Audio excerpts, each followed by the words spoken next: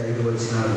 మన మధ్యలో సహోదరి క్యాథరిన్ గారు వచ్చి చదివిస్తారు.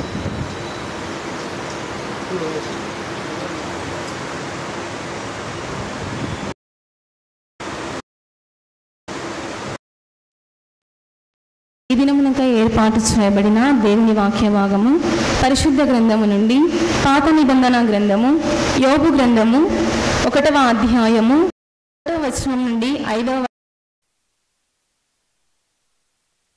యోబు గ్రంథము. ఊజు దేశమునందు యోబు అను ఒక మనుష్యుడుండెను. అతడు యథార్థవర్తనుడును న్యాయవంతుడునై దేవుని యందు భయభక్తులు కలిగి చెడుతనము విసర్జించినవాడు. అతనికి 7 కుమారులను 3 కుమార్తెలను కలిగిరి.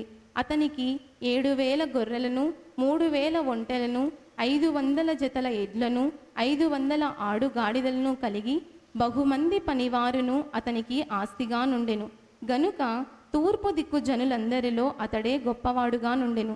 అతని కుమారులందరూ వంతుల చొప్పున అనుదినము ఒకరికొకరు తమ తమ ఇళ్లలో విందు చేయనై కూడినప్పుడు తమ 3 అక్కా చెల్లెండ్రు తమతో కలిసి అన్నపానములు పుచ్చుకొనవలనని వారిని పిలిపించుచూ వచ్చిరి.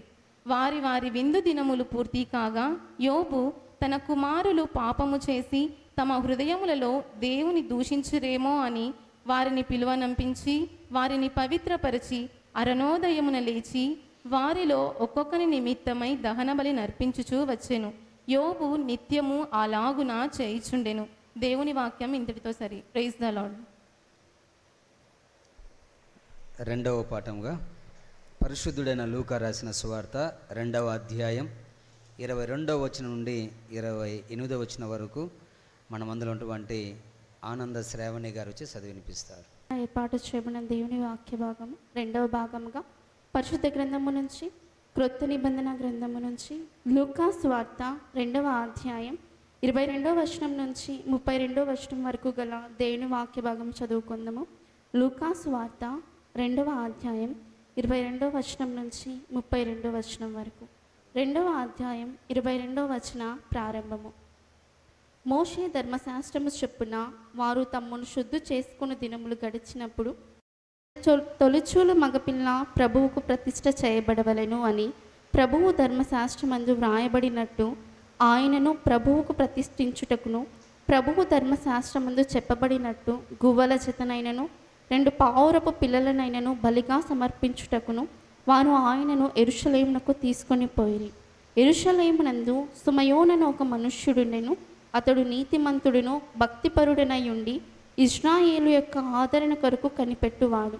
పరిశుద్ధాత్మ అతని మీద ఉండెను. అతడు ప్రభువు యొక్క క్రీస్తును చూడక మునుపు మరణము పొందడని అతనికి పరిశుద్ధాత్మ చేత బయలుపరచబడి ఉండెను. ఆత్మవచుడై అతడు దేవాలయంలోనికి వచ్చెను. అంతటా ధర్మశాస్త్ర పద్ధతి చొప్పున ఆయన విషయమై జరిగించుటకు తల్లిదండ్రులు శిశువైన యేసును దేవాలయంలోకి తీసుకొని వచ్చినప్పుడు అతడు తన చేతులలో ఆయనను ఎత్తుకొని దేవుని స్తుతించుచు ఇట్లనెను, నాథ, ఇప్పుడు నీ మాట చెప్పున సమాధానముతో నీ దాసుని పోనించుచున్నావు. అన్యజనులకు నిన్ను బయలుపరచుటకు వెలుగుగాను నీ ప్రజలైన ఇశ్రాయేలుకు మహిమగాను నీవు సకల ప్రజల ఎదుట సిద్ధపరచిన నీ రక్షణ నేను కన్నులారా చూచుతిని.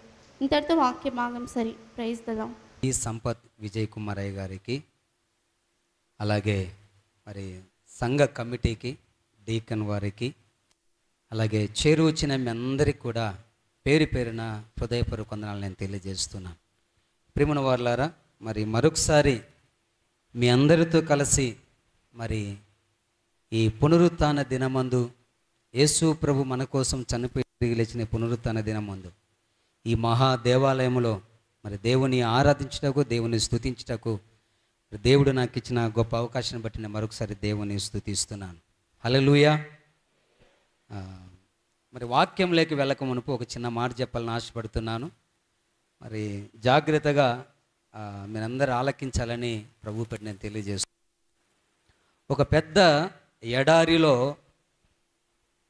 ఒక కప్ప అనుకున్నదట, ఏమని అంటే, నేను అనేక మందికి తల్లి కావాలి, నేను బాగా విస్తరించాలి, అభివృద్ధి కావాలి, నేను మరి నా కుటుంబం వర్ధిల్లాలి అనుకొని ఆ ఎడారిలో ఆ కప్ప ఎగురుకుంటూ పోతూ ఉందట. ఆ ఎడారి ప్రాంతం ఎలా ఉందంటే భయంకరమైనటువంటి ఎండ కలిగి ఉంది. ఇంకా ఎండలో ఎడారి అంటే మనకు తెలిసే ఉంటుంది. ఎక్కడైనా ఆ నీళ్లు దొరుకుతాయా? దొరకవు. ఆ కప్ప ఏం చేస్తూ ఉందంటే ఎగురుకుంటూ పోతూ ఉందంట. పాపం తన మనసులో తను అనుకుంటూ పోతూ ఉంది. ఎక్కడ వెతికినా కానీ తనకు ఒక నీడంటూ కనిపించలేదు, ఒక నీళ్ళంటూ కనిపించలేదు. తన హృదయంలో మాత్రం బాగా అది ఎగురుకుంటూ పోతూ ఉంది. అయ్యో, నేను వర్ధిల్లాలి, నేను బ్రతకాలి, నేను మరి నా కుటుంబం మరి చక్కగా ఉండాలి అనుకుంటుంది. ఎగురుకుంటూ పోతూ ఉంది. అంతలో ఒక నీడ కనపడిందంట. పాపం నేరుగా కప్ప ఎండగా తట్టుకోలేక ఆ నీడలోకి వెళ్ళి ఒదిగింది. అమ్మయ్య, ఈ ఎండ, ఈ భయంకరమైన ఎడారిలో ఎక్కడ నీళ్లు లేవు, ఎక్కడ మరి నీడనేది లేదు, కానీ దేవుడైతే నాకు ఈ నీడిచ్చాడని చెప్పి చక్కగా ఆ నీడలోనికి వెళ్ళి అది ఒదిగింది. ఒదిగి అలా రొంచేపు ఉండగానే అది కొంచెం అటు ఇటు చూసిందంట. అది ఏ నీడలో ఉందంటే ఒక మిడునాగు పాము పడిగెత్తి ఉందట. ఏముంది? ఇంకా మనకు తెలుసు కప్ప ఏమై ఉంటుందో, ఇంకా చెప్పాల్సిన అవసరమే లేదు. ఎందుకు ఈ మాట చెప్తాను ప్రియమైన వారలారా? ఈ లోకములో జీవిస్తున్న మానవాళమైన మనము కూడా మన కుటుంబాలు వర్ధిల్లాలని, మన కుటుంబాలు ఆశీర్వదించబడాలని, మన కుటుంబాలు అనేక రీతిలుగా మన ఉన్నత స్థాయిలో ఉండాలని మనమందరం కోరుకుంటున్నాం. కానీ మన పరిస్థితి ఎలా ఉందంటే, ఈ కప్ప ఏ రీతిగా అయితే ఆ నీడ దాగి ఉందని హాయిగా అనుకుంటూ ఉందో, ప్రమాదకరమైన నీడలో దాగి ఉంది ఆ కప్ప. ఈ ప్రపంచములో, ఈ లోకములో జీవిస్తున్న మానవుల మనం కూడా ఈ లోక అధికారి అయినటువంటి సాతాను యొక్క నీడ కింద మనం ఉన్నామని మర్చిపోతూ ఉన్నాం. మనం అనుకుంటా ఉన్నాం, నేను బ్రతకాలి, వర్ధిల్లాలి, ఈ లోకములో జీవించాలని. నీవు నీ కుటుంబం ఈ లోకంలో వర్ధిల్లాలంటే, ఆశీర్వదించబడాలంటే నువ్వు ఎక్కడ నిలబడి ఉండాలి, నువ్వు ఏ ప్రాంతంలో ఉండాలో ఈ సమయంలో నీవు పరీక్షించుకో. నేను చిన్న కోరస్ పాడుతూ ఉండగా మనందరం వాక్య ధ్యానం లేక మన హృదయాలు మనం ప్రేరేపించుకుందాం, మనం భద్రపరుచుకుందాం.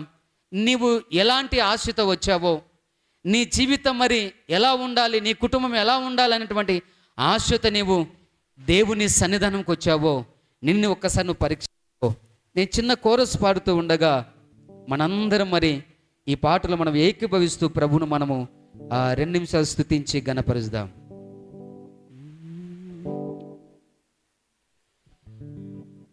నీవు నాతో ఉన్నావయ్యా, ఈ లోకములో నువ్వు నాతో ఉన్నావయ్యా, నీ తోడు నాకు ఉంది, నాకు ఈ లోకంలో దేనికి భయం లేదు. మనందరం కూడా మరి వచ్చినటువంటి వారు ప్రతి ఒక్కరూ కూడా ఈ పాట పాడుతూ ఉండగా మన హృదయాలను ప్రభువు వైపు ఎత్తుదాం. పాప మా కప్ప అనుకున్నదంట, ఈ లోకంలో నేను జీవించాలి, హాయిగా ఉండాలి, వర్ధిల్లాలని.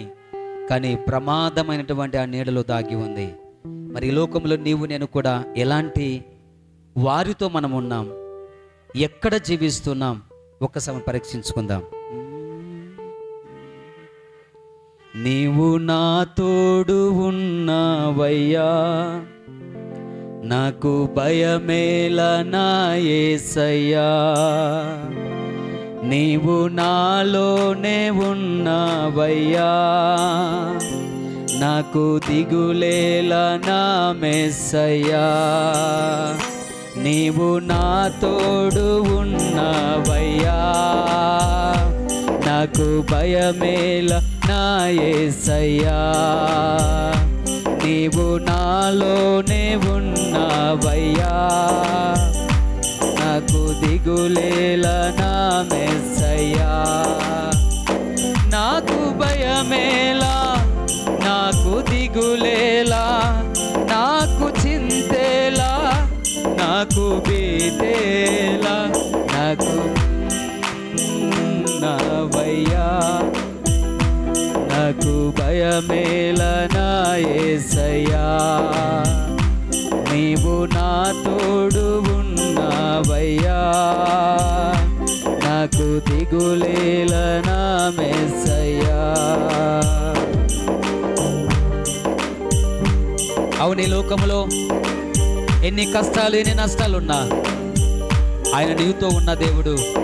నేను నీ హృదయాన్ని ప్రేరేపించుకో ప్రభువా, నువ్వు నాతో ఉన్నావయ్యా, నేను నా కుటుంబం ఈ లోకములో వర్ధిల్లాలని ఆశీర్వదించబడాలని ఆశతో వచ్చాను. నాతో మాట్లాడు ప్రభు. నేను ఒకసారి మన పిల్లలను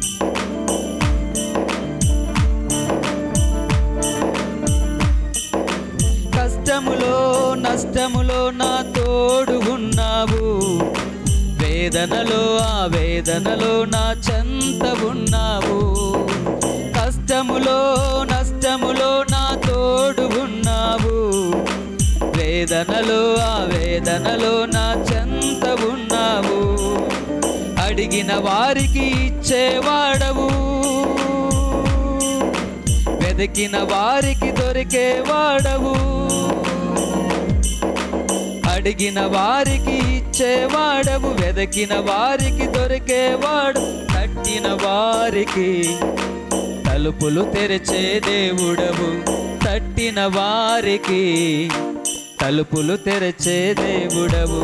దేవా దేవా నీకే స్తోత్రం, దేవా దేవా నీకే స్తోత్రం, దేవా దేవా నీకే స్తోత్రం, దేవా దేవా నీకే స్తోత్రం.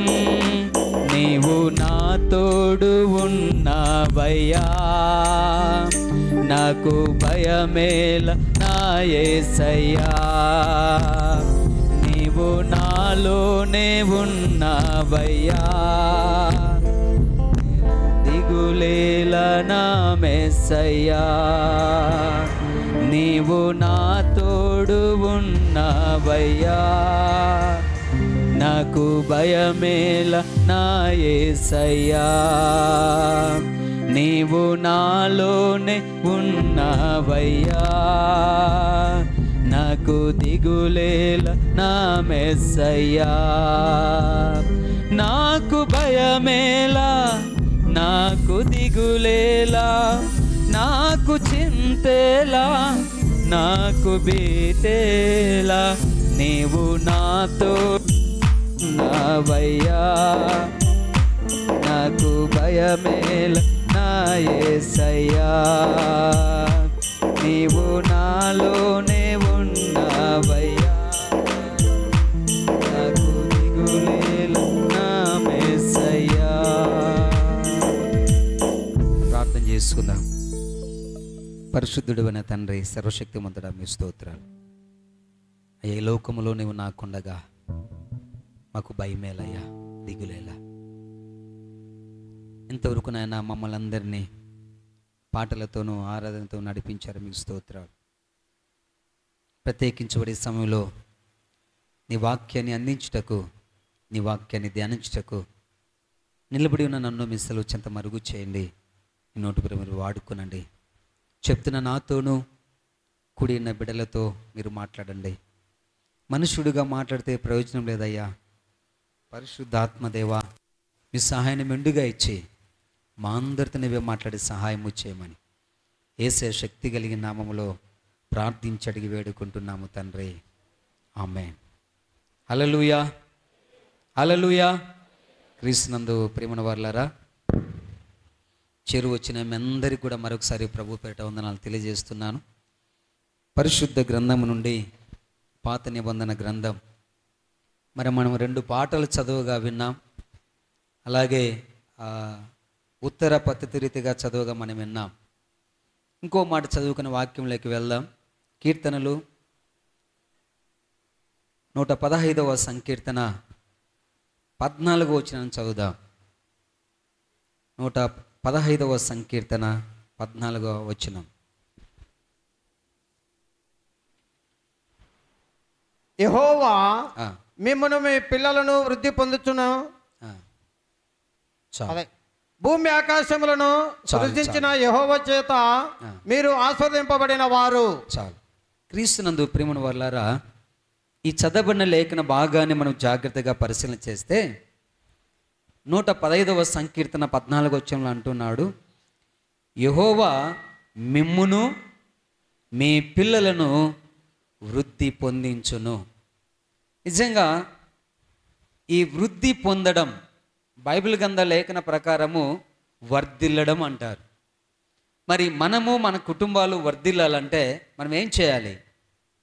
ఏ రీతిగా దేవుడు కుటుంబాలను వర్ధిల్లింప చేస్తాడు అంటే విస్తరింప చేస్తాడు, ఆశీర్వదిస్తాడు. చాలామంది కుటుంబాల్లో వర్ధిల్లలేని పరిస్థితుల్లో కదా, చాలా కుటుంబాల్లో మరి ఎన్నో వేదనలతో, ఎంతో బాధతో, ఎంతో దుఃఖముతో నలిగిపోయేటువంటి కుటుంబాలు చాలా ఉన్నాయి.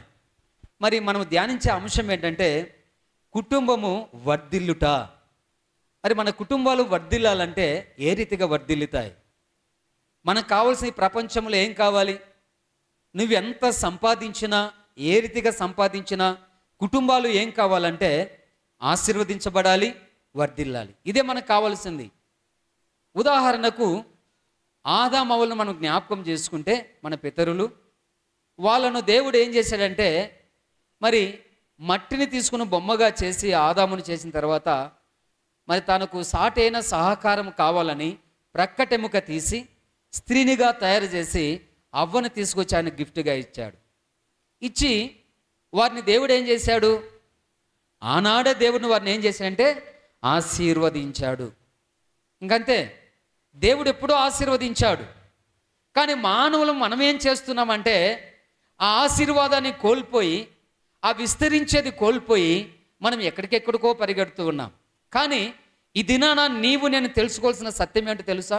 మన కుటుంబాలు వర్ధిల్లాలంటే చాలామంది, అయ్యా నేను మంచి ఉద్యోగాలు చేస్తున్నానయ్యా, నేను మంచి వ్యాపారం చేస్తున్నానయ్యా, లేదా నేను మంచి వాహనం తోలుతూ మన కుటుంబ సంపాదన చేస్తున్నాను, కష్టపడి పని చేస్తున్నా, పంట పొలాలు పని చేస్తున్నాను, కానీ నా కుటుంబం మరి ఆశీర్వదించబడడం లేదు, వర్ధిల్లడం లేదు. కారణం ఏంటి అని చాలామంది అనుకుంటా ఉన్నాం. నీవు నీ కుటుంబం వర్ధిల్లాలంటే ఈ ఉదయకాల సమయంలో దేవుడు 3 మాటలతో మనతో మాట్లాడి ఇష్టపడుతూ ఉన్నాడు. నీవు సిద్ధపడి ఉండవు. మొదటిగా మనం చూడండి, కీర్తన గ్రంథములో మనం చూస్తే 92వ సంకీర్తనలో మనం ఉత్తర పద్ధతికి మనం చదివాము. 13వ వచనం మనం చదవండి. అక్కడ ఒక మంచి మాట ఉంది. యెహోవా మందిరములో నాటబడిన వారై వారు మన దేవుని ఆవరణలో వర్ధిల్లుదురు. చాలు. యెహోవా మందిరములో మనం ఏం చేయాలంట? నాటబడిన వారమైతే దేవుడు ఏం చేస్తాడు? వర్ధిల్లింప చేస్తాడు. నాటబడడం అంటే ఒక చెట్టును మనం తీసుకువెళ్ళి, ఒక విత్తనాన్ని మనం ఒక చెట్టుగా కావాలంటే విత్తనాన్ని మనం భూమిలో ఏం చేస్తాం? అది విత్తుతాం. ఆ విత్తనాన్ని విత్తినప్పుడు అది ఏమవుతుంది తెలుసా? ఏమవుతుంది? ఆ చెట్టు వర్ధిల్లాలంటే ఏమవుతుంది? విత్తనం అది చనిపోతుంది. మొదటిగా విత్తనము చనిపోతే కానీ అది చిగురు పుట్టదు. మరి మనము కూడా దేవుని మందిరములో నాటబడినమంటే మనం విత్తనాలం. నాటబడడం అంటే ఏంటి? అంటే దేవుని మందిరం మనం చనిపోవాలనే అర్థం. ఆలోచన చేయండి. నీవు దేవుని మందిరములో నాటబడిన వారిగా నువ్వు ఉండాలి. నీవు నీ కుటుంబం వర్ధిల్లాలంటే నువ్వు చేయవలసిన మొట్టమొదటి పని అంటే తెలుసా? మనము దేవుని మందిరములో నాటబడిన వారంగా మనం ఉండాలి. ఇప్పుడు నీవు నేను ఎక్కడున్నామంటే నాటబడిన వారముగా దేవుని సన్నిధిలో మనం కూర్చొని ఉన్నాం. కొంతమంది ఎక్కడున్నారు చెప్పండి? ఎక్కడున్నారు? చాలామంది పాపం మందిరానికి రావాలని బయలుదేరి ఉంటారు, ఎవరో మధ్య పడి ఉంటారు. ఇంకా అయ్యా అమ్మ ఎప్పుడు వస్తారంటే ఇంకా మాట్లాడి చివరిగా కానుకేసే టైంలో వస్తారేమో కదా. ఇంకా అయ్యా నేరుగా రావాలనుకుంటాడు పాపం, కానీ ఎవరో మధ్యలో ఒక వ్యక్తి తగులుతాడు, బండిలోకి వెళ్ళిపోతారు. అంటే దేవుని మందిరానికి రాకుండా, దేవుని సన్నిధిలో మనం కూర్చోకుండా, ప్రభు దినము దేవుడు మనకిచ్చిన దినాన్ని మనం ఆరాధించకుండా, స్తుతించకుండా నీవు నేను ఎట్లా దేవుని సన్నిధిలో వర్ధిల్లుతాం? ఇది మొదటి పాయింట్. భార్య వస్తే భర్త రాడు, భర్త వస్తే భార్య రాదు, భార్య భర్తలు ఇద్దరు వస్తే పిల్లలు రారు, పిల్లలు వస్తే తల్లిదండ్రులు రారు. ఎట్లా మన కుటుంబాలు వర్ధిల్లుతాయి? నీవు నీ కుటుంబం వర్ధిల్లాలంటే ఈ లోకంలో నువ్వు ఎంత సంపాదించినా కానీ ఈ లోకంలో వర్ధిల్లలేవు. నువ్వు అనుకుంటూ ఉన్నావు, నేను సంపాదించాను, ఆస్తులు ఉన్నాయి, అంతస్తులు ఉన్నాయి, నీకెన్ని ఉన్నా కానీ ఈ లోకంలో నువ్వు వర్ధిల్లాలంటే మొదటిగా నువ్వు ఎక్కడ ఉండాలి? దేవుని సన్నిధిలో నువ్వు ఉండాలి. నువ్వు దేవుని సన్నిధిలో ఉంటే నువ్వు వర్ధిల్లుతావు. పాప మా కప్ప కూడా అనుకున్నది, నేను బాగా వర్ధిల్లాలి, నేను బాగా ఉండాలి, నేను అన్నీ చేయాలని. ఎక్కడుంది పాపం? వచ్చి వచ్చి ఎక్కడుంది? మిడునాగుపాము యొక్క పడగ నీడ కింద ఉంది. నీవు నేను ఎక్కడున్నావు? వర్ధిల్లాలి వర్ధిల్లాలి వర్ధిల్లాలి అనుకుంటున్నావు. ఎక్కడున్నావు నీవు? దేవుని సన్నిధికి వచ్చావు కానీ నీ మైండు, నీ మనస్సు ఎక్కడ ఉంది? నాటబడినదిగా ఉందా? అంటే దేవుని సన్నిధిలో నాటబడడం అంటే ఆ విత్తనం ఏ రీతిగా విత్తితే అది చనిపోతుందో, నీవు నేను కూడా ప్రభు సన్నిధిలో మన పాపములో ఉన్న ఈ జీవితాన్ని చంపుకోవాలి. నీ చూపులు, నీ తలంపులు, నీ ఆలోచనలు, నువ్వు చేసేటువంటి వ్యతిరేకమైన క్రియలు దేవునికి వ్యతిరేకంగా ఏమవుతున్నాయో అవన్నీ నువ్వు ఏం చేయాలి? చంపుకోవాలి. అప్పుడు నువ్వు వర్ధిల్లుతావు. నేను వర్ధిల్లాలి, నేను వర్ధిల్లాలనుకుంటే ప్రయోజనం ఏంటి? ప్రయోజనం ఉండదండి. నువ్వు వర్ధిల్లాలంటే మొదటిగా నువ్వేం చేయాలి? దేవుని సన్నిధిలో నువ్వేం చేయాలి? నాటబడినటువంటి బిడ్డగా నువ్వు ఉండాలి. ఉదాహరణ మనం చూద్దాం. సమూయేలు మొదటి గ్రంథములో 3వ అధ్యాయంలో మనం చూస్తే ఆ వాక్యం చదువుద్దులండి. అక్కడ మనందరికీ తెలిసిన కథే. ఎవరున్నారు అక్కడ? సమూయేలు ఉన్నాడు. సమూయేలు ఉన్నాడా? తల్లి ఒక తీర్మానం చేసుకున్నదయ్యా, నాకు సంతానం లేరు, నువ్వు సంతానం నాకు అనుగ్రహిస్తే నీ సన్నిధిలో నేను వదిలిపెడతానయ్యా అని. పాలు విడవగానే తల్లి ఏం చేసింది? కుమారుని తీసుకువెళ్ళి దేవుని సన్నిధిలో వదిలిపెట్టేసింది. ఎవరి దగ్గర?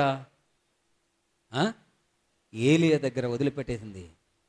ఆయన దేవుని మందిరములో పరిచర్య చేస్తూ ఉన్నాడు. చిన్నప్పటి నుండే నాటబడినటువంటి మొక్క వలె దేవుని సన్నిధిలో ఎదుగుతూ ఉన్నాడు. ఏమయ్యాడు? సమూయేలు ఏమయ్యాడు? ఒక మంచి ప్రవక్తగా ఆయన వర్ధిల్లాడండి. మరి నీవు నేను ఎందుకు వర్ధిల్లలేకపోతున్నాం? ఆలోచించేయండి. దేవుని సన్నిధానంలో మనము నాటబడిన మొక్క వలె మనం ఉండాలి.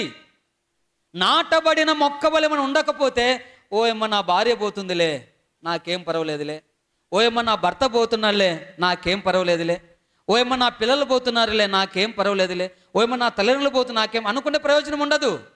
కుటుంబముగా నీవు నీ కుటుంబం దేవుని సన్నిధిలో నాటబడిన మొక్క వలె నువ్వు ఉండగలిగితే నువ్వేమవుతావంట? ఈ లోకములో వర్ధిల్లుతావు. హల్లెలూయా. చాలామంది జీవితాల్లో సమాధానం ఉండదు. చాలామంది జీవితాల్లో సంపాదనలో రాబడి ఉండదు. చాలామంది ఉద్యోగాల్లో అది సంపాదించిన రాబడి ఉండదు. చాలామంది కుటుంబాల్లో బిడ్డలు తల్లిదండ్రులకు బిడ్డలకు సమాధానం ఉండదు. చాలామంది భార్య భర్తల మధ్యలో సమాధానం ఉండదు. చాలామంది కుటుంబం ఇరుగు పొరుగు వారి మధ్య సమాధానం ఉండదు. ఎందుకంటే నువ్వు దేవునిలో నాటబడిన బిడ్డగా నీవు లేవు గనుక. నువ్వు నాటబడిన కుమార్తెగా కుమారిగా ఉంటే నీ పాపపు క్రియలు ఏమైపోవాలి? చనిపోవాలి. నువ్వు చిగురించాలంటే, నువ్వు విస్తరించాలంటే, నువ్వు ఆశీర్వదించబడాలంటే, దేవుని వరములతో నింపబడాలంటే, దేవుని ఆశీర్వాదం నీకు కావాలంటే నీ పాపపు క్రియలను నువ్వు ఏం చేయాలి? నువ్వు చంపుకోవాలి. అప్పుడే నువ్వేమవుతావు తెలుసా? ఈ లోకములో వర్ధిల్లుతావు. ఇప్పుడు చెప్పండి, మొదటిగా నీవు నీ కుటుంబం వర్ధిల్లాలంటే ఎక్కడ ఉండాలి? సినిమా హాల్లో కూర్చుంటే వర్ధిల్లుతావా? రెస్టారెంట్ల దగ్గర కూర్చుంటే వర్ధిల్లుతావా? స్నేహితుల దగ్గర కూర్చొని బాతకాలు చేస్తుంటే వర్ధిల్లుతావా? నీవు నీ ఆదివారం రాగానే అయ్యగారులకు చాలా పిక్నిక్లు ఉంటాయి, మందిరానికి రారు. ఎందుకో ఎలా మనం వర్ధిల్లుతామండి? జాగ్రత్త సుమ. అందుకే దేవుడు 6 దినాలు నువ్వు కష్టపడి 7వ దినం నువ్వు ఎక్కడికి రావాలి? ప్రభు సన్నిధికి రావాలి. 7వ దినం కూడా నేను రాకుంటే బ్రతకలేమయ్యా అంటే ఇంక మనం ఏం చేద్దాం? నువ్వు అస్సలు నువ్వు బ్రతకలేవు. నువ్వు అనుకుంటున్నావు దేవుని సన్నిధికి రాలేకపోతే నువ్వు బ్రతకలేవు. చాలామంది ఆ ఒక్కరోజు నువ్వు పని చేయకపోతే నేను బ్రతకలేమయ్యా అని మనం అనుకోవచ్చు. కానీ ఆ ఒక్క దినం నువ్వు దేవుని సన్నిధికి రాకపోతే నువ్వెంత సంపాదించి కూడా ఆ సంపాదన ఏమవుతుందో తెలుసా? చినిగిన సంచిలో వేసినట్టే. అది నీ చేతికి బాగా ఉన్నామనుకుంటాం కానీ అది మన చేతికి రాదు. ఏదో ఒక విధంగా అది ఖర్చు అవుతుంది. ఎందుకంటే నువ్వు దేవునికి సమయం ఇవ్వలేదు కనుక, నువ్వు దేవునితో నాటబడినటువంటి బిడ్డగా లేవు కనుక. అందుకే మన జీవితాలు అలాగా ప్రయాణం అవుతూ ఉన్నాయి. అందుకే మనం ఏం చేయాలంటే దేవుని సన్నిధిలో నాటబడినటువంటి కుటుంబముగా మనం ఉండాలి. రెండవది చూడండి, సామెతల గ్రంథం 2వ అధ్యాయం, సామెతల గ్రంథం 2వ అధ్యాయం 7వ వచనం చదువుదాం. ఆయన యథార్థవంతులను వర్ధిల్ల చేయను. చాలు. ఎవరిని వర్ధిల్లింపజేస్తాడంట? యథార్థవంతులను. మళ్ళీ చదవాలి. ఆయన ఆయన యథార్థవంతులను వర్ధిల్ల చేయను. ఆలోచన చేయండి. ఇక్కడున్న మనందరం కూడా యథార్థమైన జీవితం ఉందా?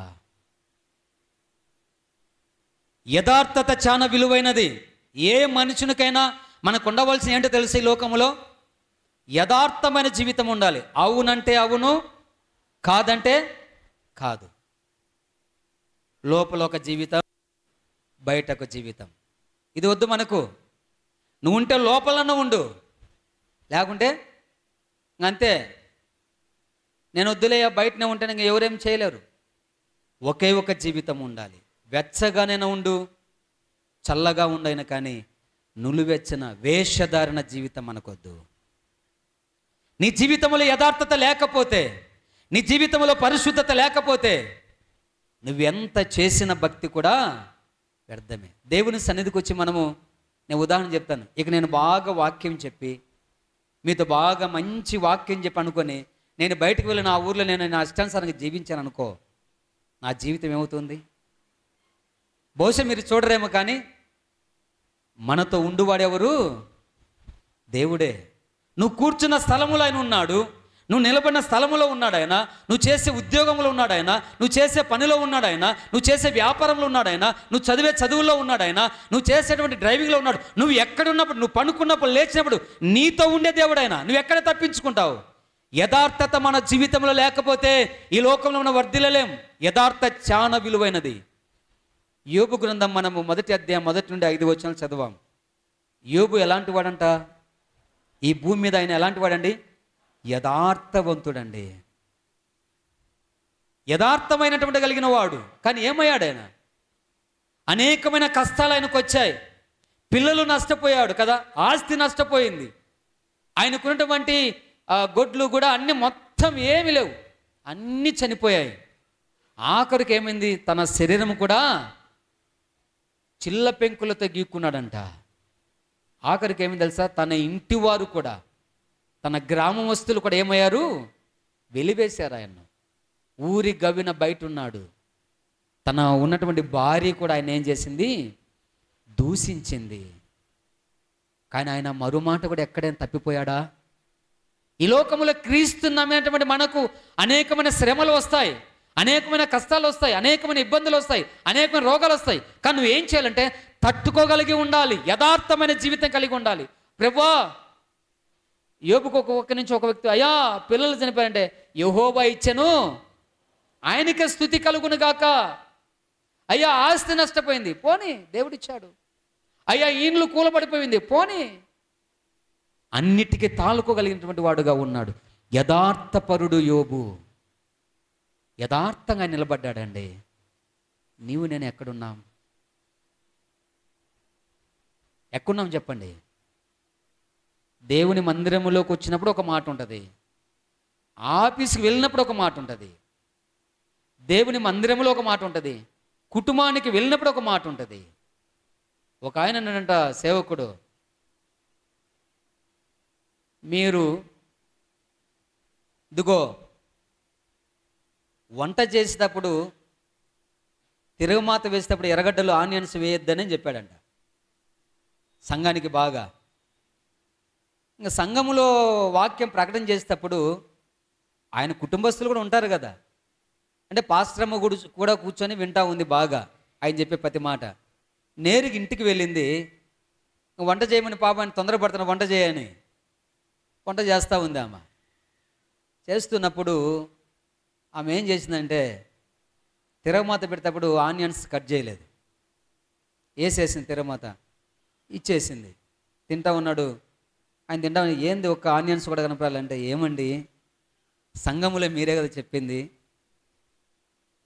తిరుమాత వేసుకున్నప్పుడు ఆనియన్స్ వేసుకోవద్దండి, అయ్యి వేసుకోవద్దని నువ్వేగా చెప్పింది.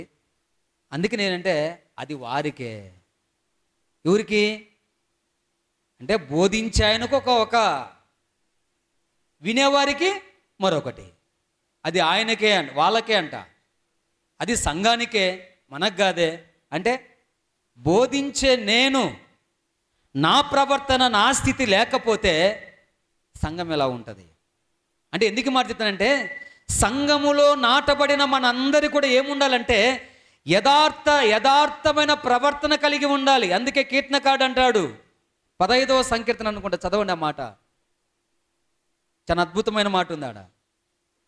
యెహోవా నీ గుడారంలో అతిథిగా ఉండదగిన వాడెవడు, నీ పరిశుద్ధ పర్వతం మీద నివసింపదగిన వాడెవడు. యథార్థమైన ప్రవర్తన అది మెయిన్. యథార్థమైన ప్రవర్తన కలిగి ఉండాలి.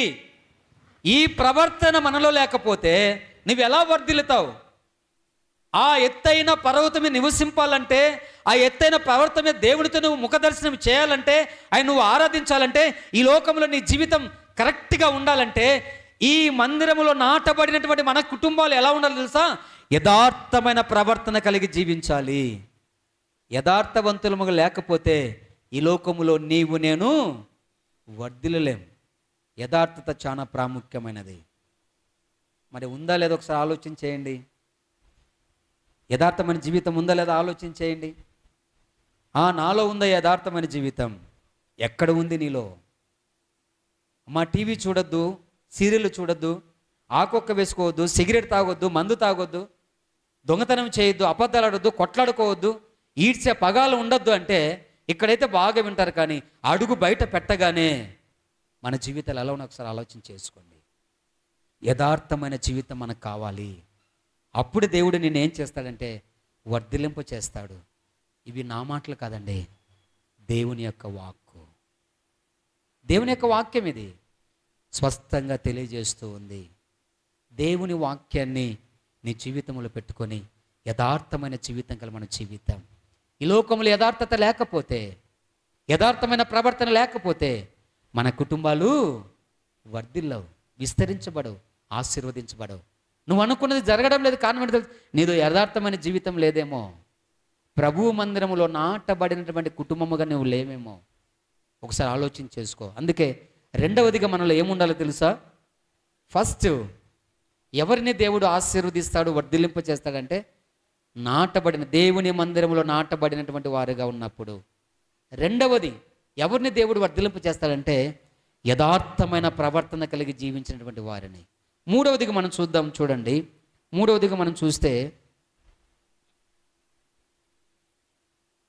సామెతల గ్రంథంలోని ఒక మంచి మాట ఉంది. 28వ అధ్యాయం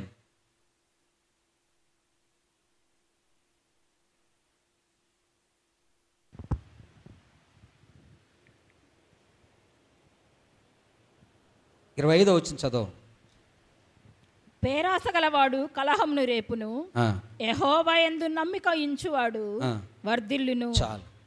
ఎవరంట? మూడవదిగా ఎవరు వర్ధిల్లుతారంటే దేవుని యందు నమ్మిక ఉంచిన వారు మాత్రమే. దేవుని యందు ఎవరైతే నమ్మిక ఉంచుతారో, దేవుని యందు ఎవరైతే విశ్వాసం ఉంచుతారో వారు మాత్రమే ఏమవుతారంట? వర్ధిల్లుతారు. మరి దేవుని యందు విశ్వాసం ఉందా? ఆలోచన చేయండి. ఒబేదేదేమో ఇంటిలో ఏమున్నది? మందసం ఉన్నదా? ఆలోచన చేయండి. ఆ మందసాన్ని చేత పట్టడానికి వచ్చేదానికి ఎవరు వచ్చారు? దావీదు వచ్చాడు. వచ్చి ఆ మందసాన్ని తీసుకొని 4 అడుగులు ముందుకేసాడంట. ఉదాహరణ చెప్తాను. ఆ మందసం ఎత్తి అంటే ఆ పలకల మీద పెట్టారు. పెట్టుకొని మోసుకొని 4 అడుగులు వేశారు. వేస్తున్నప్పుడు ఆ మందసం ఏమైందంటే ఇట్లా ఒరిగిందంట. ఇట్లా ఒరగగానే ఎక్కడ పడిపోతుందో అని భయముతో ఎవరు వచ్చారు? ఉజ్జా అనే వ్యక్తి వచ్చి ఆ మందసాన్ని పడిపోతుందని అలా ముట్టుకున్నాడు. ఏమయ్యాడు? వెంటనే చనిపోయాడు. ఆ మందసాన్ని ముట్టుకోగానే వెంటనే చనిపోయాడు. ఇంకా మీరు ఆలోచన చేయండి. ఆ మందసాన్ని ముట్టుకోగానే చనిపోగానే ఇంకెవరైనా దాన్ని ముట్టుకోగలమా? ఎవరైనా దాన్ని ఎత్తుకోగలమా? ఎవరైనా దాన్ని ఇంట్లో ఉంచుకోగలమా?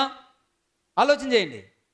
ఎవరు ఉంచుకోరు, ఎవరు ముట్టుకోరు. దాన్ని చూడగానే యథార్థంగా చూడను, అమ్మో అంటే ఆ మందస్సాన్ని ముట్టుకోవాలి అంటే మనం ఎంత దేవుని యందు అంత విశ్వాసం ఉంచాలో ఆలోచన చేయండి. ఎంత యథార్థమైన జీవితం, పరిశుద్ధమైన జీవితం ఉండాలో ఆలోచన చేయండి. ఎంత నమ్మకత్వం ఉండాలనో.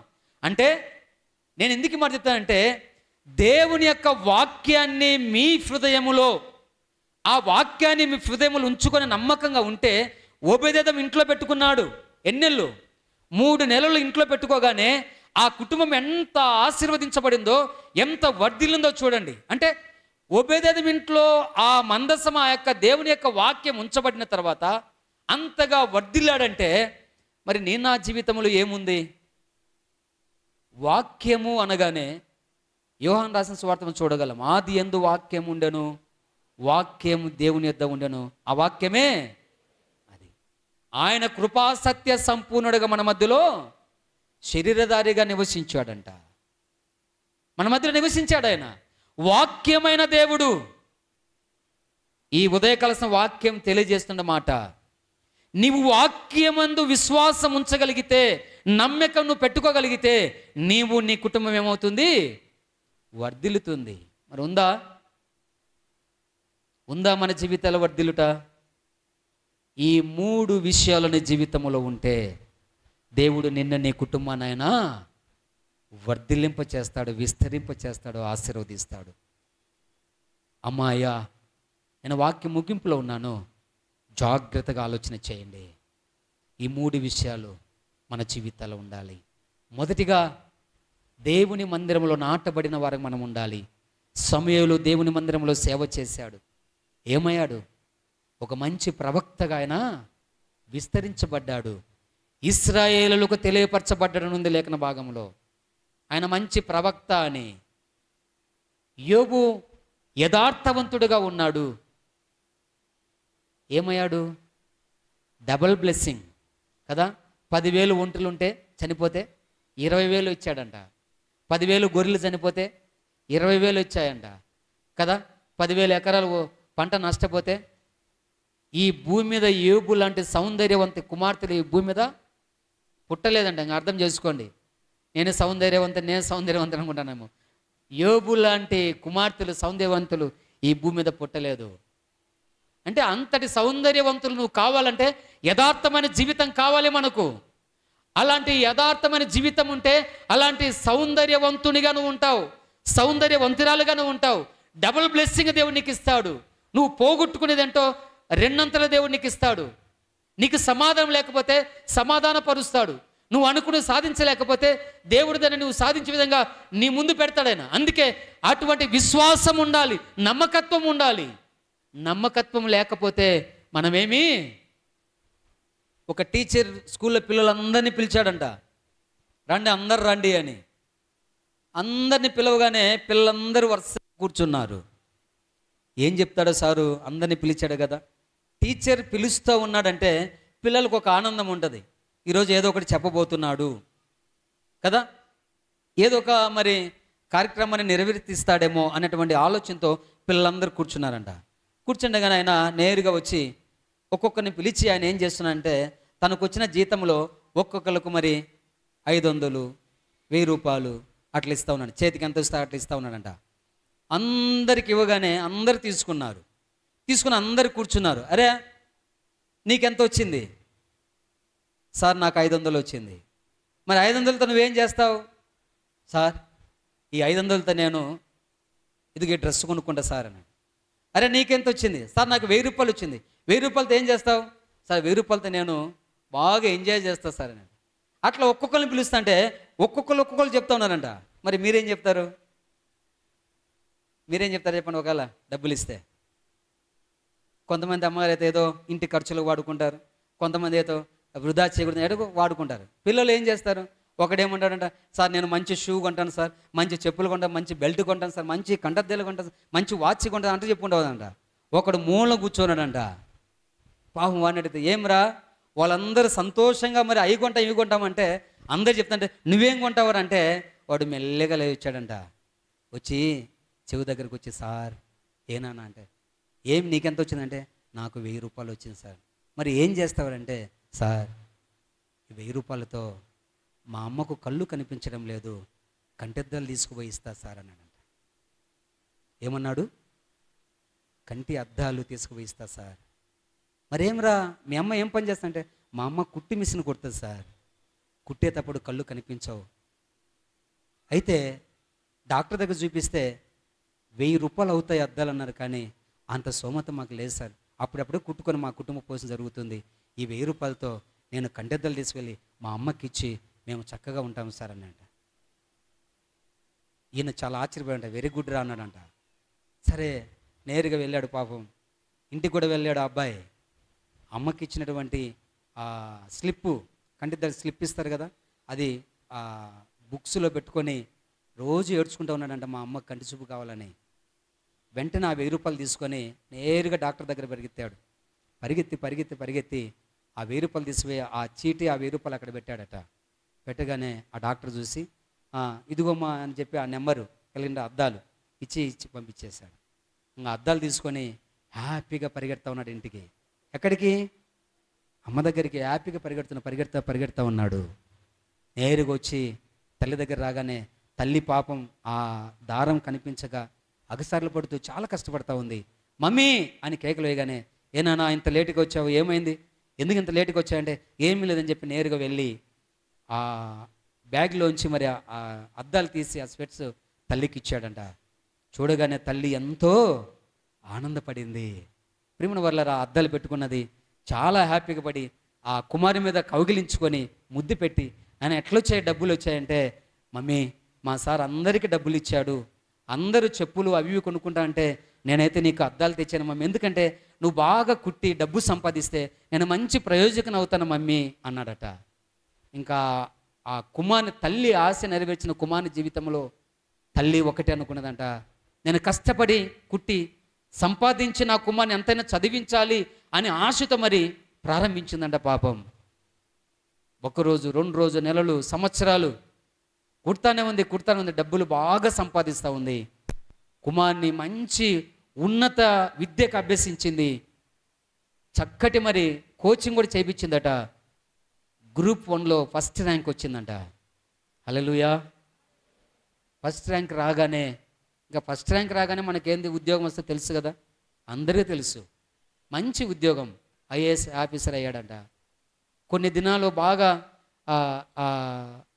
ఆ డ్యూటీ చేసేటప్పుడు ఆయనకు వచ్చినటువంటి ఒక ఆలోచన ఏంటి తెలుసా? నేరుగా మరి ఎప్పుడైతే 1000 రూపాయలు డబ్బులు ఇచ్చాడో, ఇచ్చినటువంటి ఆ యొక్క టీచర్ జ్ఞాపకం రాగానే నేరుగా వెళ్ళి ఆ టీచర్ ఎక్కడున్నాడో సర్వే చేసి ఆ టీచర్ దగ్గరికి నేరుగా ప్రయాణం అయ్యాడంట. కలెక్టర్ వస్తుంటే ఎట్లా ఉంటుంది? ముందు పోలీస్ రాదా? ఖచ్చితంగా ఉంటారు. ఉయ్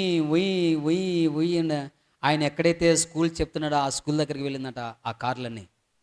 ఈయన భయపడిపోతున్నాడంట, ఎవరో ఏంది, ఏం జరుగుతుంది, ఏంది ఎందుకు వచ్చాయి, ఏంది ఇన్ని కార్లు వచ్చాయి, ఎవరు వచ్చారు ఏంటి అని. ఒక కారులోంచి అధికారి దిగాడు. నేరుగా అధికారి దగ్గరికి వెళ్ళాడట. అంటే ఆయన పాటలు చెప్పే టీచర్ దగ్గరికి వెళ్ళే అధికారి ఆయన నిలబడి ఉంటే ఆయన వణికిపోతా ఉన్నాడు. ఏంటి ఏమైందని నేరుగా వెళ్ళి ఆయన పాదాల మీద పడి 2 పాదాల మీద పడి నమస్కారం చేశాడంట. అయ్యా ఎవరు మీరు, ఎందుకు ఇట్లా చేస్తున్నారు, ఎందుకు అని ఆయన పైకి లేపుతూ ఉంటే ఆయన అనుకున్నాడంట, ముందు ఎస్కార్ట్ ఉందంటే ఈయన ఎవరో పెద్ద ఆఫీసరే ఉంటాడు అని. ఆయన అన్నాడంట, సార్ నేను ఎవరినో కాదు, పలాని వ్యక్తిని.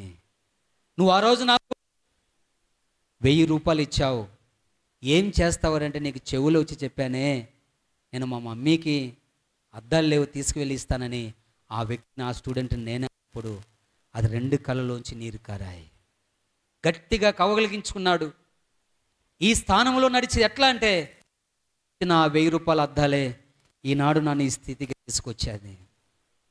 ప్రియ సోదరి, ఎందుకు ఈ మాట చెప్తున్నానంటే, టీచర్ ఇచ్చిన 1000 రూపాయలతో తన కుటుంబం ఎంత వర్ధిల్లి ఆలోచన చేయండి. ఈనాడు దేవుని సన్నిధిలో ఉన్నటువంటి నీవు, దేవుడు నీకు ఇచ్చేటువంటి 1000 రూపాయలు కాదు, పరలోకపు యొక్క వాక్కు నీ హృదయంలో ఉంచినప్పుడు ఈ హృదయం యొక్క వాక్కుని హృదయంలో ఎంతవరకు దాచుకొని ఉన్నావు? 1000 రూపాయలు, 100 రూపాయలు, 500, అటువంటి వాక్కులు, పరలోకం దేవుడిచ్చేటువంటి ఆశీర్వాదాలు, నీకు మంచి కృపావరం దేవుడిచ్చాడు, మంచి ఒక ఆశీర్వాదాన్ని ఇచ్చాడు, ఒక మంచి ఐశ్వర్యాన్ని ఇచ్చాడు, ఒక మంచి విద్యా జ్ఞానం కలిగినటువంటి స్థితి దేవుడు నీకు ఇచ్చాడు. ఇచ్చినటువంటి తలాంతుల ద్వారా నువ్వు ఏం చేయగలుగుతున్నా దేవుని మందిరంలో?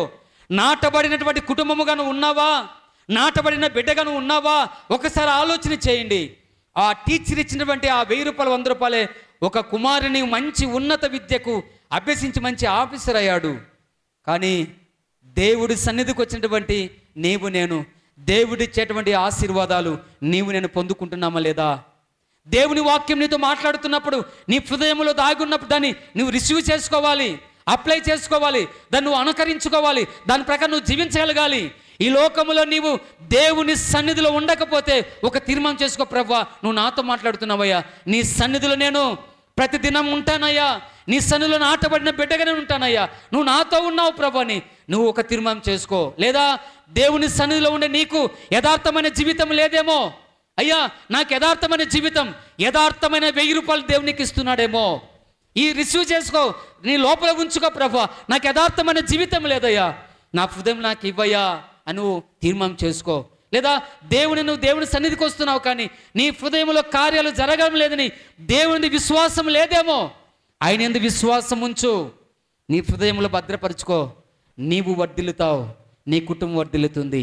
ఈ 3 విషయాలు నీళ్ళు ఏ ఒక్కటి తక్కువ ఉన్నా నిన్ను పరీక్షించుకో. అందరి తలలు వంచండి, కళ్ళు మూయండి. ఈ ఉదయకాల దేవుడు మనతో మాట్లాడిన మాటలను బట్టి ఒక్కసారిగా నిన్ను పరీక్షించుకో, నువ్వు పరిశీలన చేసుకో. ఒక్కసారి మన జీవితాన్ని ఒకసారి నువ్వు ఆలోచన చేసుకో. నీ జీవితం ఎలా ఉంది? కప్ప అనుకున్నది పాపం వర్ధిల్లాలని, అపవాది కోరల్లో చిక్కుకున్నది. నేను వర్ధిల్లాలి అనుకుంటున్నాను కానీ ఈ లోకమనే అపవాది చేత నువ్వు చిక్కుకొని ఉన్నావు.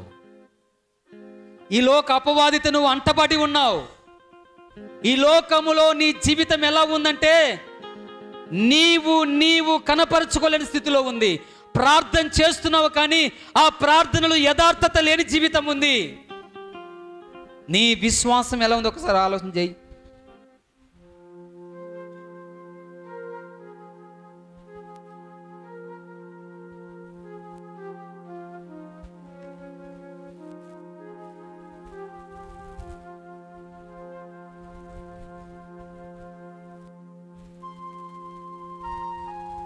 యోబును దర్శించాడు దేవుడు, 2 అంతల ఆశీర్వాదాన్ని పొందుకున్నాడు. యోబు లాంటి కష్టాలు నీకున్నాయేమో, యోబు లాంటి జీవితం నీకుందేమో, నువ్వు భయపడవద్దు. ఎంత సంపాదించినా సంపాదనలను నిలబెట్టలేని స్థితిలో ఉన్నావేమో, నువ్వు దిగులు పడద్దు. యథార్థమైన జీవితాన్ని తీర్మానం చేసుకో. సమూయేలు దేవుని సన్నిధిలో ఎదిగాడు, దేవునికి నమ్మకముగా, పరిశుద్ధముగా, పవిత్రం కలిగి జీవించాడు, ప్రవక్తగా ఎదిగాడు. ఓబేదెదోము ఇంటిలో దేవుని మందసం ఉంచబడింది, ఆ మందసం మీద నమ్మకముగా ఉంచాడు. నా ఇంటిలో దేవుని మందసం ఉంటే నేను ఆశీర్వదించబడతాను అనుకున్నాడు. మరి దేవుని వాక్యం ఉందో నువ్వు విశ్వాసం ఉంచగలుగుతావా? నీ హృదయంలో ఉంచుకోగలుగుతున్నావా? అయ్యా, అమ్మ, తమ్ముడు, చెల్లి, యవన బిడ్డలారా, దేవుడు మీతో మాట్లాడుతున్న మాటలు. నువ్వెంత చదువుతున్నా చదువులో వెనకబడుతున్నావేమో, ఒక్కసారి నువ్వు జ్ఞాపకం చేసుకో. ఎంత పనిబాటులు చేస్తున్నా, వ్యాపారం చేస్తున్నా రాబడి లేదేమో, నువ్వు జ్ఞాపకం చేసుకో. ఏదో దేవుని మందిరంలోనికి వచ్చాను, ఏదో టైంపాస్గా వచ్చాను అనుకుంటున్నావేమో, ఈరోజు దేవుడు నీతో మాట్లాడిన మాటలు ఇవి. టీచర్ ఇచ్చిన 1000 రూపాయలు కుమారునికి కలెక్టర్ అయ్యాడు. ఈనాడు దేవుడిచ్చే వాక్యాన్ని హృదయంలో భద్రపరచుకో. నీలో దేవుని మందిరంలో నాటబడే స్వాభావిక గుణం లేదేమో, యథార్థమైన జీవితం లేదేమో, విశ్వాసము నీ జీవితంలో లేదేమో, నువ్వు ఆలోచన చేసుకో. విసుగు చెందవద్దు. ఇది దేవుడిని దర్శిస్తూ ఉన్నాడు. ఆయన నీకున్న చిన్న పొరపాటేంటో, ఈ లోకములో నీవు అపవాది కోరలలో చిక్కుకొని ఉన్నావేమో, అపవాది చేత బంధించబడి ఉన్నావేమో, బయటకు రాలేని పరిస్థితిలో ఉన్నావేమో, అసూయతో, పగతో, ద్వేషముతో, కక్షతో, సమాధానము లేక, సంతోషము లేక, ఆనందము లేక నీ జీవితం ముందుకు సాగుతుందేమో, పాపపు ఊబిలో కూరకపోయి బయటికి రాలేని పరిస్థితులు ఉన్నావేమో, టీవీ, సినిమాలు, షికార్లు, లోక ఆశలకు మునిగిపోయి ఉన్నావేమో, చెడు తలంపుల చేత, చెడు ఆలోచన చేత, చెడు మాటల చేత నీ జీవితం కొట్టిమెట్టాడుతుందేమో. Be careful. ఈ సమయంలో దేవుని దర్శిస్తున్నాను నీ కుటుంబాన్ని. నువ్వు కన్నీరు కార్చి అనుభవంలోనికి రా. చాలామంది హృదయాలు దేవుడు చూపిస్తున్నాడు. ఇవి కొరత కనబడుతూ ఉన్నాయి. ఆత్మ దేవుడు మన మధ్యలో సంచరిస్తూ ఉండగా మన జీవితాలను మనం పరీక్షించుకు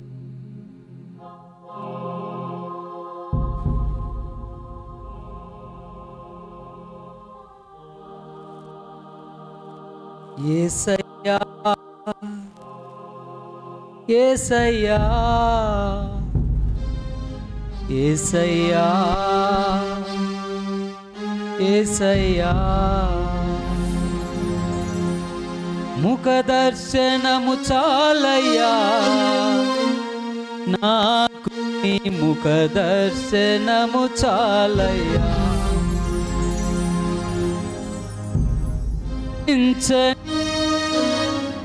తేజస్సులో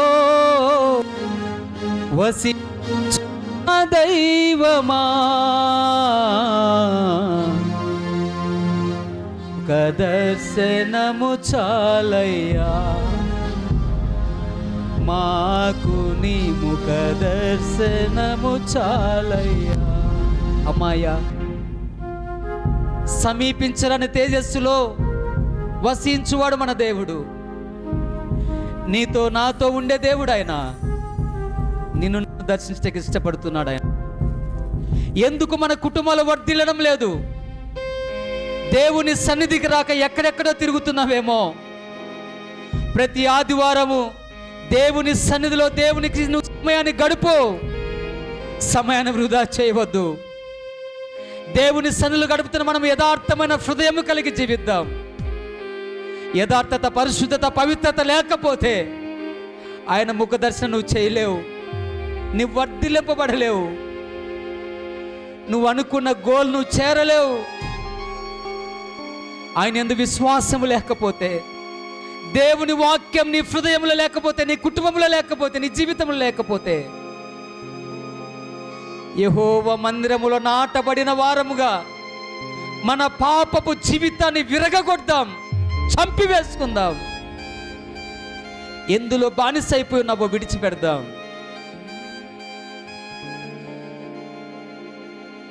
యేసయ్యా యేసయ్యా యేసయ్యా యేసయ్యా యేసయ్యా యేసయ్యా యేసయ్యా యేసయ్యా ముఖ దర్శనం చాలయ్యా నాకు, నీ ముఖ దర్శనము చాలయ్యా. ముఖ దర్శనం చాలయ్యా నాకు, నీ ముఖ దర్శనము చాలయ్యా. సమీపించని తేజస్సులో వసించు నా దైవమా, సమీపించని తేజస్సులో వసించు నా దైవమా, నీ ముఖ దర్శనము చాలయ్యా నాకు, నీ ముఖ దర్శనము చాలయ్యా. యేసయ్యా యేసయ్యా అందరూ కలిసి పడదాం. యేసయ్యా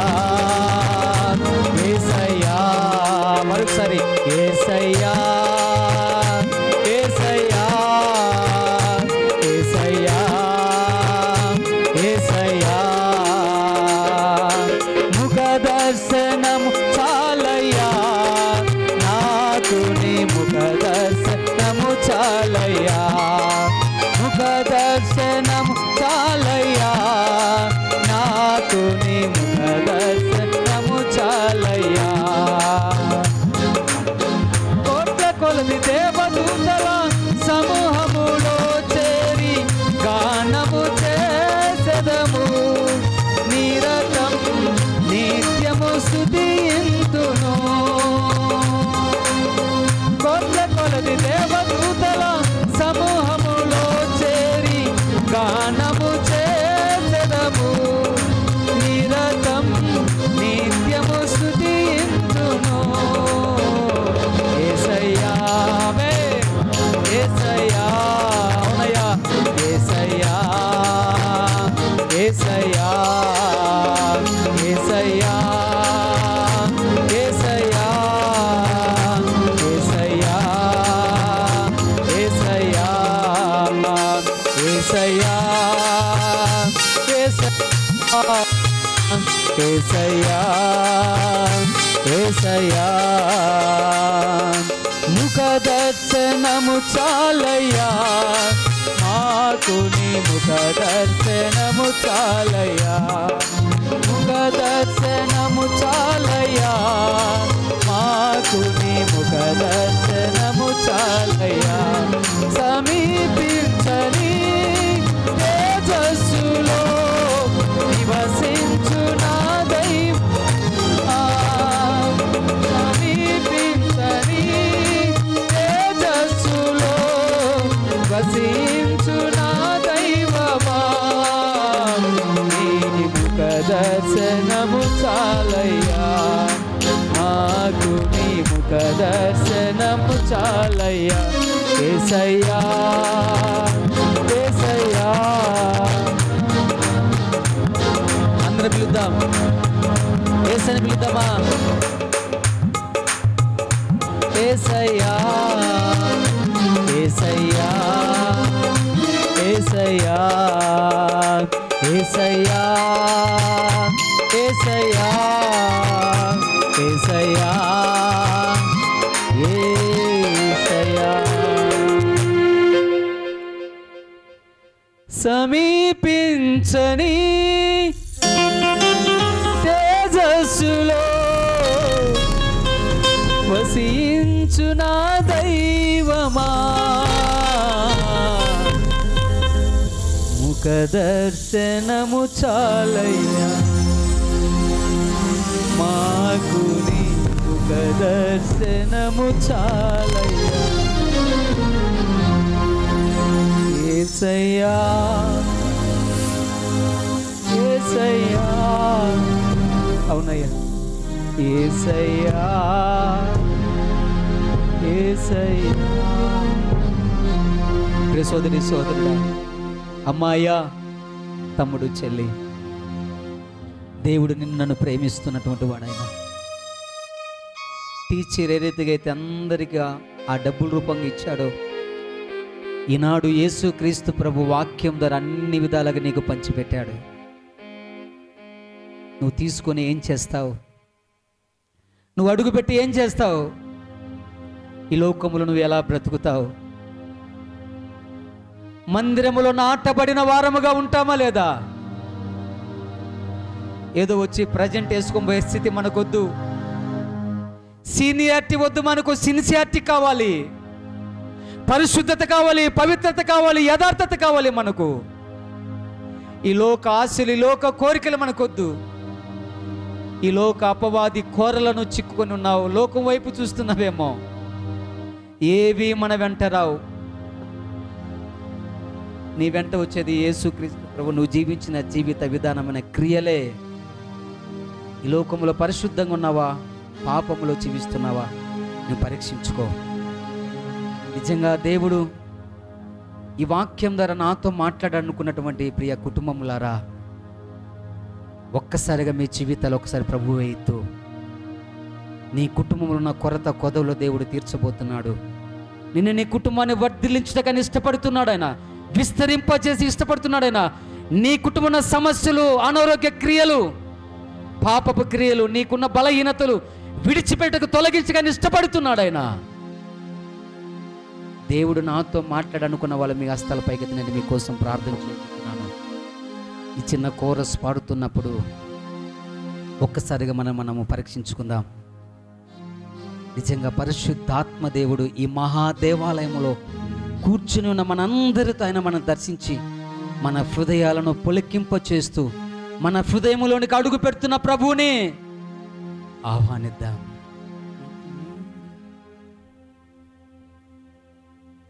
యేసయ్యా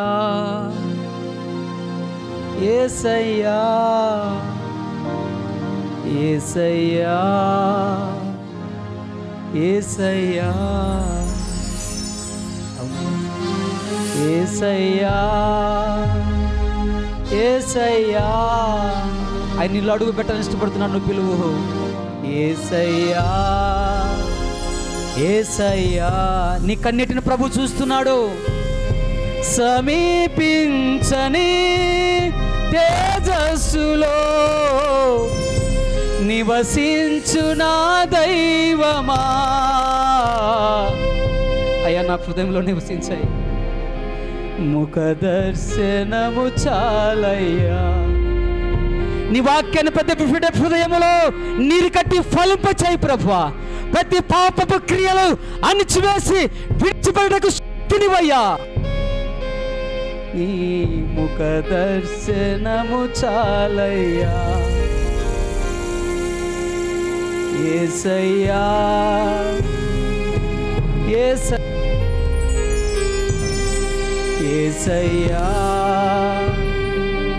యేసయ్యా. అవునయ్యా. యేసయ్యా యేసయ్యా యేసయ్యా యేసయ్యా. బండలాంటి జీవితాలు చాలా ఉన్నాయి. నీలో ఉన్న బండలాంటి కార్యాలు పగిలిపోవాలి. యేసు క్రీస్తు ప్రభు దేవుని వాక్యము చేత నీ హృదయం ఉన్నటువంటి అనగరిపిన నాటకపోయినటువంటి పాతకరమైన జీవితాలు విడిచిపెట్టు.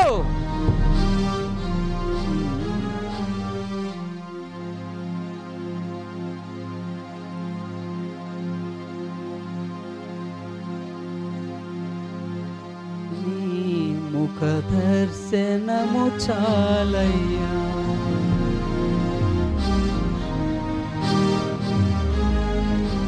దయచేసి అందరూ లేచి నిలబడదాం. రెండు చేతుల పైకెత్తుదాం. ఈ చిన్న కోరస్ పాడుకుని మనము ఈ వాక్యాన్ని ముగించుకుందాం. రెండు చేతుల పైకెత్తు.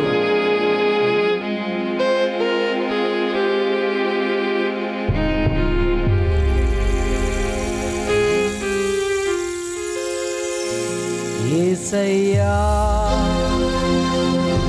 యేసయ్యా యేసయ్యా యేసయ్యా. అవునయ్యా. యేసయ్యా నిన్ను దర్శిస్తూ. యేసయ్యా యేసయ్యా యేసయ్యా. ముఖ దర్శనము చాలయ్యా.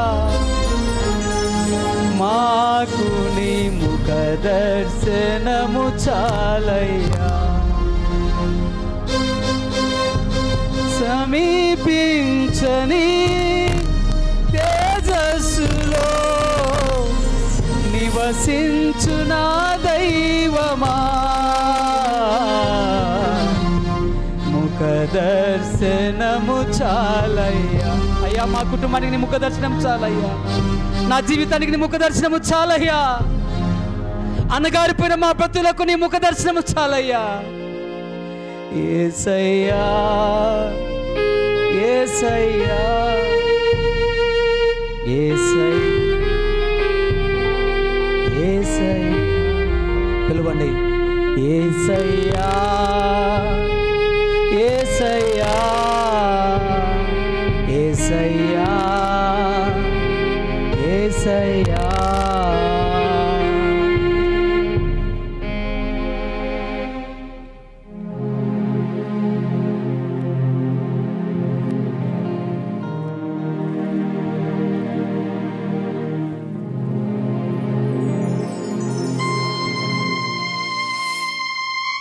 అయ్యా మీకు స్తోత్రాలు తండ్రి.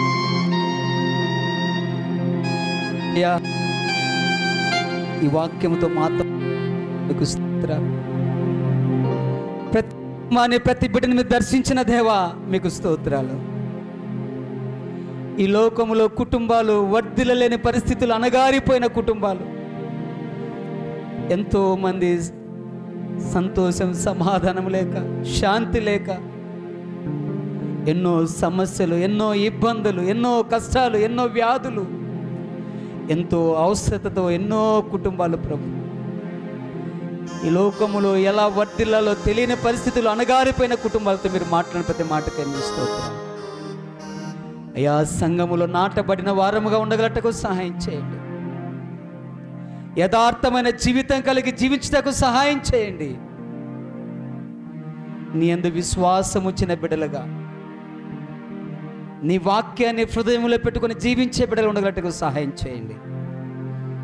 ఎందరైతే తమ హస్తాలెత్తి ప్రభువా తమలో ఉన్నటువంటి నాయన నీకు వ్యతిరేకమైన క్రియలన్నింటినీ విడిచిపెట్టకు సిద్ధపడిన ప్రతి బిడ్డను, ప్రతి కుటుంబాన్ని మీరు దీవించండి, మీరు ఆశీర్వదించండి. నీ మాట ఎంతో విలువైనది, శక్తి కలిగినది, బలం కలిగినదయ్యా.